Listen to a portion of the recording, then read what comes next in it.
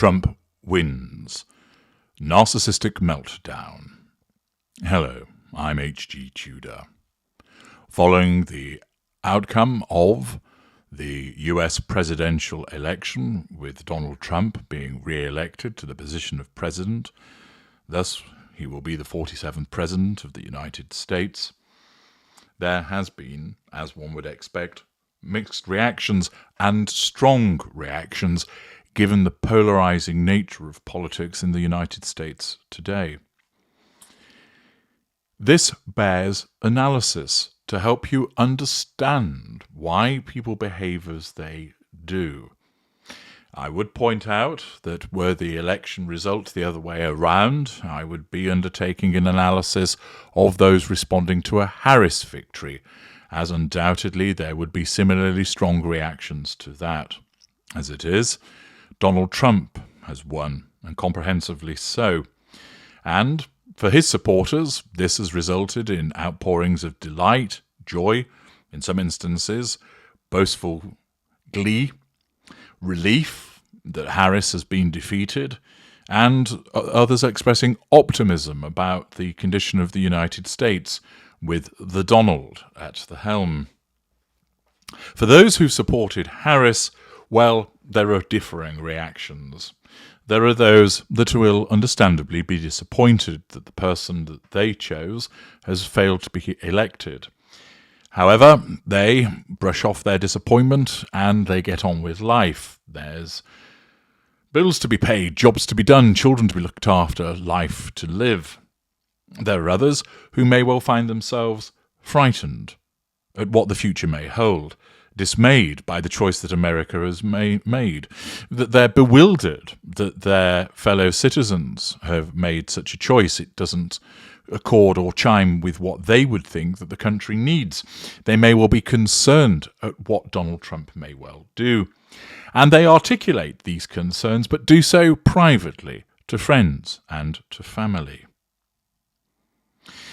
We then have a proportion of individuals who have experienced, for want of a better description, some form of meltdown as a consequence of Donald Trump winning the election. And not only have they experienced this meltdown, but they've seen fit to have this meltdown in front of the camera, which they've then uploaded to social media, allowing the likes of your glorious narrator to find these various examples for the purposes of analysis. Now, some time ago, longer-standing viewers of my work may recall an instance that I spoke about. This was where somebody had put a link to a video in the comments section to one of my videos. And having a moment to explore what this might be, I went and had a look. And this was a very small channel with hardly any subscribers. And in it, a lady had addressed the camera from her car in what can only be described as a rant and a meltdown. This all revolved around, apparently, some interaction involving her former boyfriend and his current girlfriend. The lady who had filmed this was so overcome at the news, and I forget precisely what it was now, that this necessitated her explaining on the camera that she was having a medical episode. I pointed out that ordinarily, if you were experiencing a medical episode, would you A, call for an ambulance, 2, or B, take yourself to the relevant emergency room or doctor's surgery? Would you C, pull over and seek to calm down, or would you D, pull over in your vehicle and immediately film yourself for the purposes of creating a YouTube video? Most people would choose one of the first three options if it was a genuine medical emergency which caused them concern.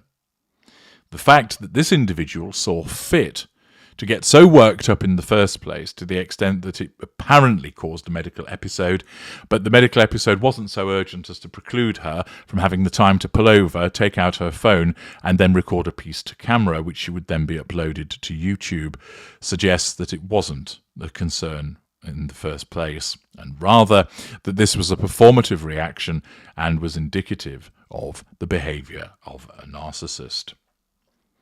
Accordingly, we have something similar with regard to numerous people, and there are many examples scattered across the internet and across social media of people going into meltdown mode as a consequence of the news that Donald Trump won the US presidential election. This bears analysis to help you understand more about why people behave this way. But before we get to that analysis, let's have a look at some of those people and their meltdowns. I'm sorry! No! No! No! No! Why? Why? Do you really hate me that bad? It's alright. It's alright, I feel that way too. It's alright. We feel that way together, okay? Let it out. Let it out.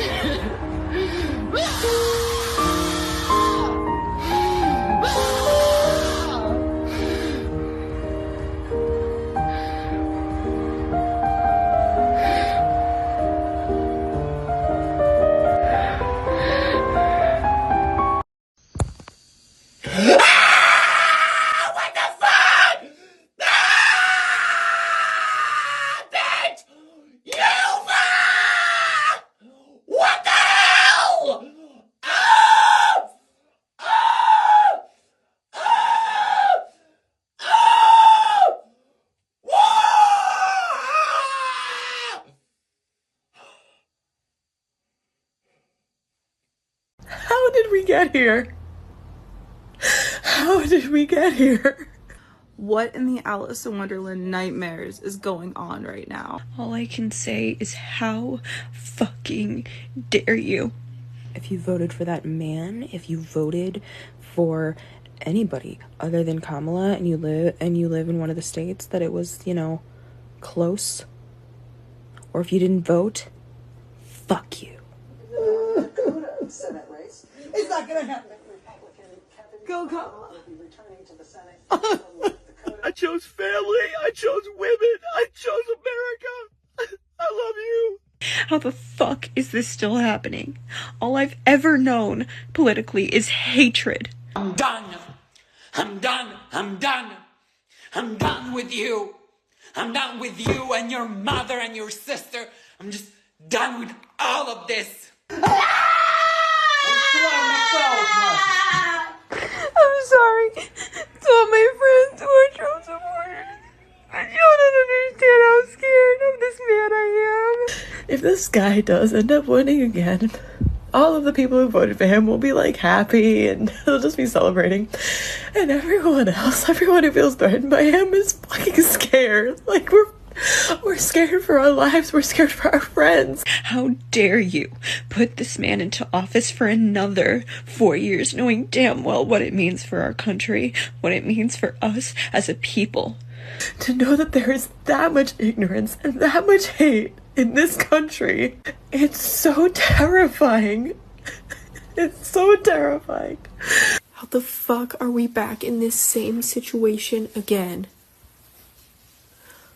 Who the fuck is voting for him? Genuinely. Fuck you. I don't want to hear about how shitty your life gets under his policies.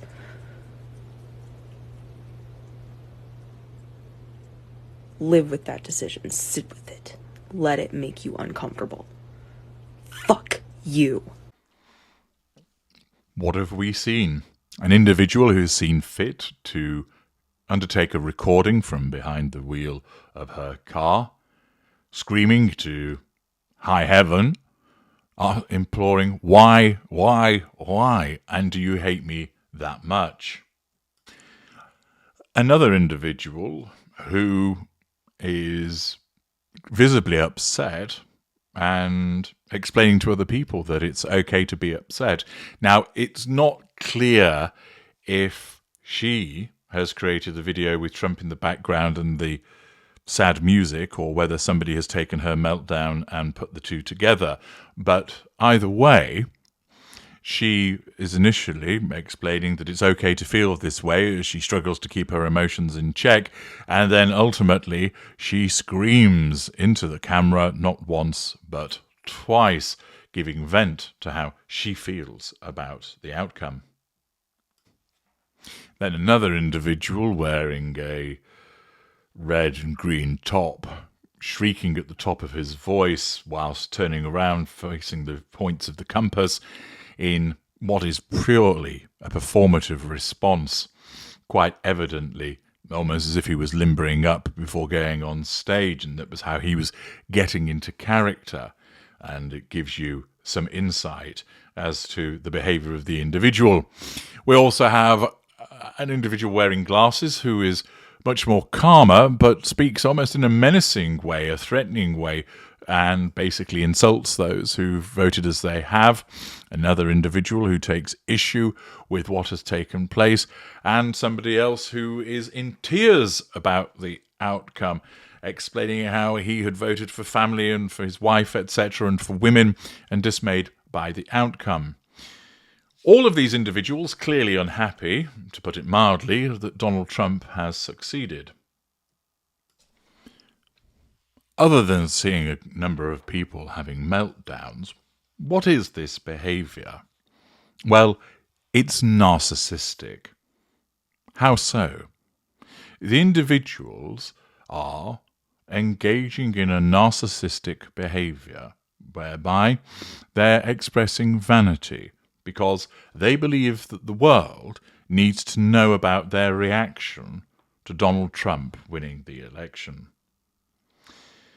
They believe that their response needs to be seen, needs to be heard, needs to be viewed. Therefore, they've taken the trouble to ensure that they elicit their reaction not in the moment, but ensure that they have a camera handy to record how they feel. And furthermore, that they then ensure that how they feel has been uploaded to a social media outlet, with many of them TikTok. They believe that their reaction ought to be seen by the world, and to do so is vain and engaging in showcasing. It exhibits self-absorption and self-importance. After all, do we know who any of these individuals are? Unless I'm mistaken, none of them appear to be famous individuals who you might be interested in their reaction to President Trump succeeding. They appear to be ordinary individuals. Naturally, they are perfectly entitled to express their views, their disappointment, their anger, their frustration, whatever it might be in relation to the outcome. That is their right. They, like those who are delighted at Trump's victory, can express how concerned they are and upset they are. But they've chosen not to do so privately. They've chosen to record it and then share it. That is narcissistic. But what more does it tell us? Does this mean that you've just watched a number of narcissists? Well, we can't say. It's certainly the case that there will be narcissists who have taken exception to the result and seen fit to record themselves to then share that with the world. They've done that because the victory of Donald Trump threatens their sense of control, and they're unable to overturn that. They can't nullify the threat posed by his victory by suddenly causing the result to be overturned. They don't move to try and eliminate Donald Trump, as two people attempted to do so. These individuals go to social media.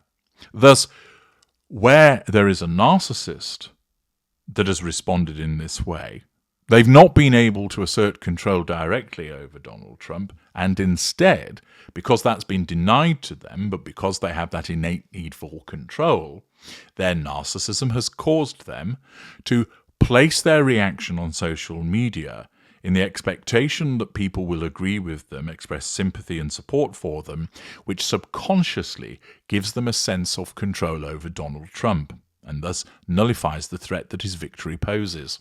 That is the indirect assertion of control.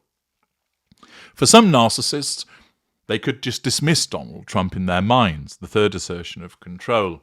But their narcissism is more likely to lead to the outcome that you have witnessed by going to social media, because not only would that allow the indirect assertion of control, but it also allows the garnering of fuel, as people will undoubtedly respond to what has been placed on social media, expressing their own concerns, their support, "Are you okay, hun?" etc. And thus, where a narcissist has engaged in that behaviour, it allows them to assert control indirectly, draw fuel, and possibly amount to facade management with regard to showing, "Hey, I care." Thus, undoubtedly, there will be a number of narcissists that have responded by recording their reaction and placing it on social media. However, that doesn't mean because somebody has done that they are automatically a narcissist. As you know, we need to look at a wider range of behaviours to make that determination. It simply is a narcissistic behaviour, which suggests that you might be watching a narcissist. But similarly, they could just be narcissistic but not a narcissist, meaning they're a self-absorbed individual that believes, because of their very strong narcissistic traits, that it's important for them to share their reaction. Some might even be normals or even empaths. How so? Well, they also have narcissistic traits, and they could be quite strong. And as a consequence of an external stressor, namely the fear, concern, frustration, whatever it might be, as a consequence of Donald Trump's victory, that reduces their emotional empathy, meaning that their narcissistic traits come to the fore, resulting in them recording the reaction and placing it on social media. It is a narcissistic behaviour. Of that, there's no doubt, because it's vain, self-absorbed, self-important. It's showcasing. So the act itself is narcissistic, but the act could be done by a narcissist. It could be done by someone who's narcissistic but not a narcissist. It could even be done by a normal and even possibly an empathic person, although that is far less likely because their empathic traits would be stronger, which would keep them in check. And it would have to be a particularly harsh external stressor to reduce their emotional empathy to drive them to behave that way. But also, what you must keep in mind about this behaviour is that it's driven by a cultural factor. Of those that appeared on your screen, you'll have noticed that the majority were young people. And this is because those individuals have grown up with a culture whereby so much is shared, that you articulate your feelings online, that you express your views and opinions online. Naturally, it's not just young people that do that, but older people have grown up in a time whereby they express their views face-to-face, not always online. They may still never do it online, or they may do it part of the time, or they spent part of their life doing it in an analog fashion, and more recently have done so in a digital way. But for younger people, they've grown up with the internet. They've grown up with social media. They've grown up with an environment whereby it's become the norm to express yourself through social media. And therefore, what also has to be taken into account, it's still narcissistic behavior, but it is driven by a cultural influence, which is everything goes online. You've had a poo? Tell people online. You've made something to eat? Put a picture of it on Facebook. You've turned up at the Leaning Tower of Pisa, Snapchat it. And these are all narcissistic behaviours, because the assumption that the world needs to know about the minutiae of your life is narcissistic. And, as I've explained before, social media creates more narcissistic responses, which actually makes it easier for narcissists to go about what they need to do. Here, you're also seeing the impact of this cultural phenomenon of sharing through social media, whereby, for some, their reaction would be, I'm disappointed that Trump has got in, but hey-ho, life goes on. Others are frightened, dismayed, bewildered, concerned, and they may well say as such, but they don't put it out there on social media. And then we have the group that do. And they do so either because they are narcissists and they're driven by the prime aims, or that they're narcissistic or normals or possibly even empaths as a consequence of either the external stressor of concern driving down their emotional empathy, or the external stressor of culture causing them to behave in a more narcissistic way. Accordingly, these narcissistic meltdowns, by way of a reaction to the victory of Donald Trump, provides me with a useful opportunity to help you understand why people behave this way and the different categorizations of individuals and the drivers behind it. I'm H.G. Tudor. Thank you for listening.